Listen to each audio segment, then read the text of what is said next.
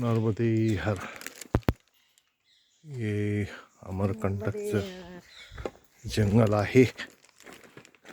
नर्मदेची अगदी छोटी धार इकडून वाहते आहे शेजारून. जंगलातून आता हा अखेरचा खडतर प्रवास सध्या सुरू आहे.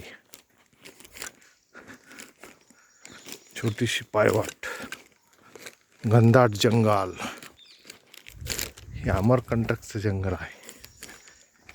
पण काही